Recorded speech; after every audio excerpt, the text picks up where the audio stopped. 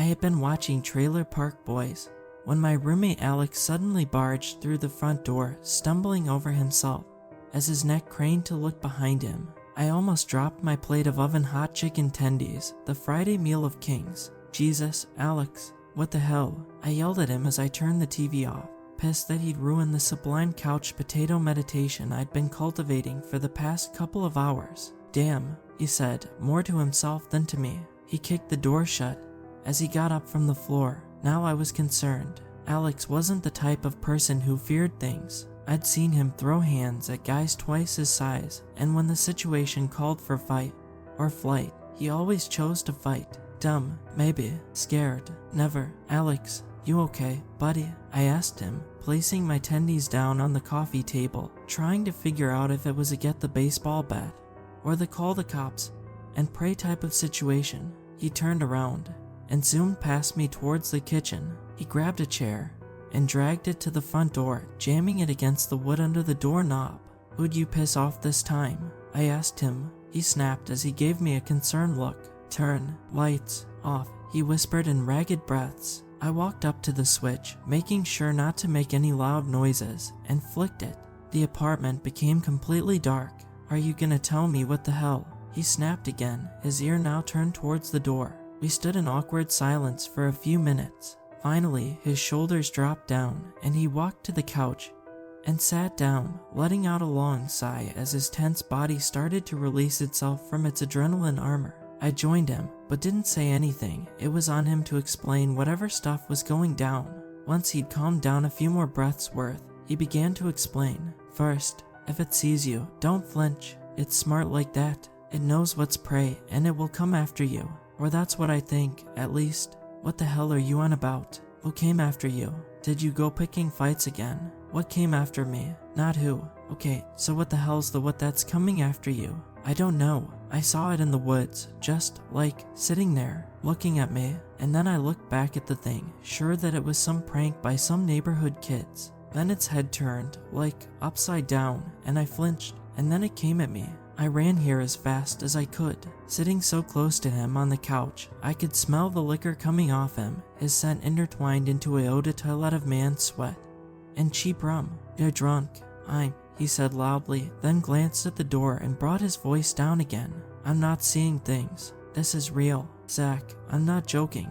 Alex was a hothead when sober, but booze basically made him a kiln that could melt steel beams. I needed to calm him down, approach the subject slowly, even if the thing did ruin my lazy night. That's what friends do, right? Okay, I'm sorry, I said, reeling myself back, distancing my emotions from the subject. Where were you?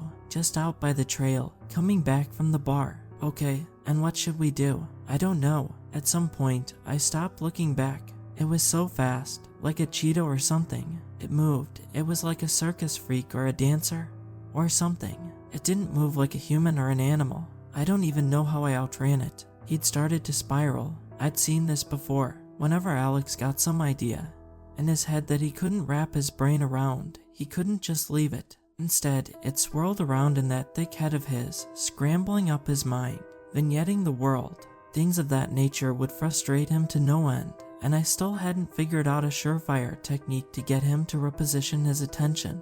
But I was going to try anyway. Well, we got the door secured, and I don't hear anything outside, I told him, hoping to calm him down a bit. You sure you didn't hear anything? Unsure, man. Damn, okay, yeah, thanks. Damn, I need a drink, he said, hopping up from the couch and heading towards the kitchen. After some clattering, he emerged with a frosted bottle of Mexican beer. He turned the lights back on and then bent down and slammed the bottle's neck on the edge of the coffee table, sending the metal cap flying across the room in an impressively clean arc, the work of a seasoned drunk. The bottle reached his lips just before the frothing bubbles began to spill over. He suckled on it like it was a pacifier, his throat making extraordinarily loud gulps. As he finished nearly half of the beer in one fell swig, he groaned as he put the bottle down on the coffee table and burped loudly as he sat down, and just like that, he was back to his old self. You want to talk more about it? I asked him pensively. Nah, man, I'm sure it was nothing. Sorry I got all stressed out. That damn thing just looked so weird. He replied, his face as blank as the TV. Yeah, must have been something messed up. It's alright, I told him. No point in digging any deeper. Maybe tomorrow. Wanna watch something? Alex didn't say anything. He just stared at the reflection on the black TV screen, his head facing directly forward, his arms limp beside him. Alex, television. I pestered. No reply. I looked towards where his gaze sank to see if he was staring at something in particular. At first glance, there was nothing at all. Not even a fly buzzed on the wall. But then, movement somewhere. For a second, all I could process was that something flickered, changed shape in what I was seeing. But I was unable to piece together what it was. Then it clicked. It was on the TV screen, which reflected us sitting on the couch. Alex's head began to twist, like it was a clock, except that instead of hands, it was his mouth, and eyes, and nose that shifted around, turning and turning, pulling the skin and flesh as bones cracked, and tendons snapped inside his head. Then it stopped, and where his mouth used to be were two bloodshot eyes, and where his eyes used to be was his mouth, drooling spit and blood. I couldn't say whether he was smiling, or smirking, or frowning, or all of the above. Something happens in the brain when things are upside down, making it harder to process the details. One thing was for sure, though. It was looking at me. I was completely frozen. I could barely feel my legs, and my throat became dry as a desert, and all I wanted to do at that moment was finish off Alex's beer. But I didn't scream or run or throw punches. I just stared at it through the reflection, and it stared at me. After an eternity, the upside-down Alex got up from the couch and limped in front of the TV, blocking it with his body. Its eyes locked on me, and then it started to dance, but not like a real dance, more like an awkward jig. It limped left and right, jumped up and down, its face jiggling as the skin tried to contain its mangled contents. I didn't budge. Alex told me not to flinch. That's all I could think about, and the thought kept me occupied, producing a mental barrier between me and whatever that wretched thing was. After a while, as a sort of last hurrah, I guess, the thing stopped its cursed jig, bent down and put its face just a few inches away from mine, forcefully breaking my trance. I had to look at it, although it no longer looked at me in a material sense, for its eyes were closed. It opened its mouth, revealing two eyeballs, still attached by that fleshy cord to something inside. They were held in place by gums, void of teeth, as small puddles of blood filled up the holes where they used to be. The pupils darted around erratically, still functional, until they settled their gaze on my eyes. I swear I could see Alex in there, more scared than he ever had been. I felt so bad for him. My buddy, my roommate, my friend, turned into this thing. Then the gums locked down, squeezing the eyeballs into oblongs, until they finally popped like water balloons, spewing thick liquid all over my face. The urge to move was unbearable, and my own eyes burned as the liquid oozed over them. A moment later, the thing opened its mouth again. A muscular, fleshy globule began to slowly emerge from its mouth.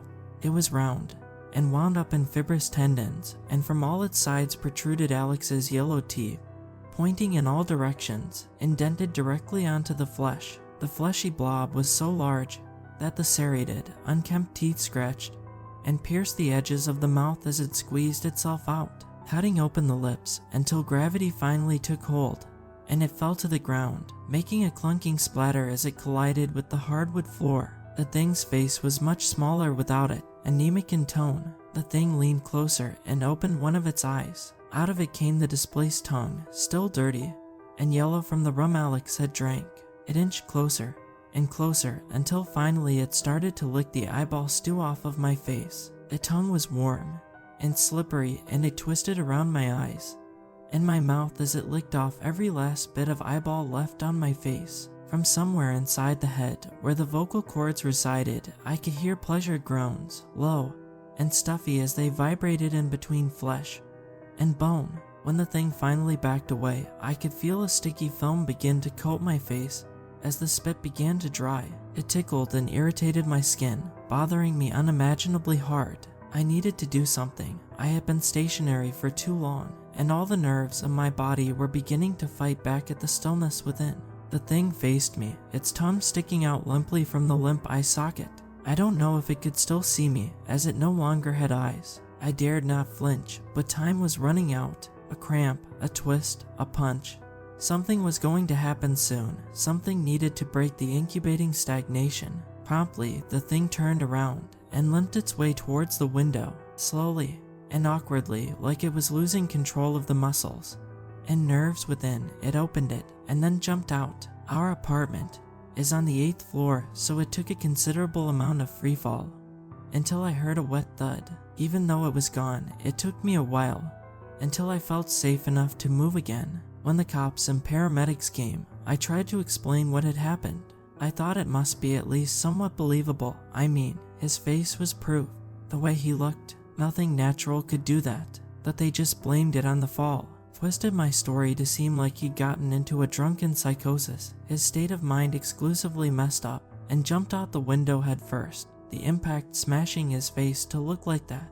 They brushed off my story completely, condescending me, saying that I was making a mockery of Alex's death, that I was probably high, or drunk, or both, but I know that that's not what happened. But that's all I really know, and it's not enough for much else. I can't fight this, I can't reason with it, and Alex is gone forever. I'm grateful for being alive, sure, but I'm more scared than ever. I mean, the thing must have died with Alex, right? But what's been chewing at the back of my mind ever since is the fact that I never found that flesh-toothed globule that the thing vomited out. The paramedics and cops said that they found nothing either, which they mostly used as evidence to disprove my story.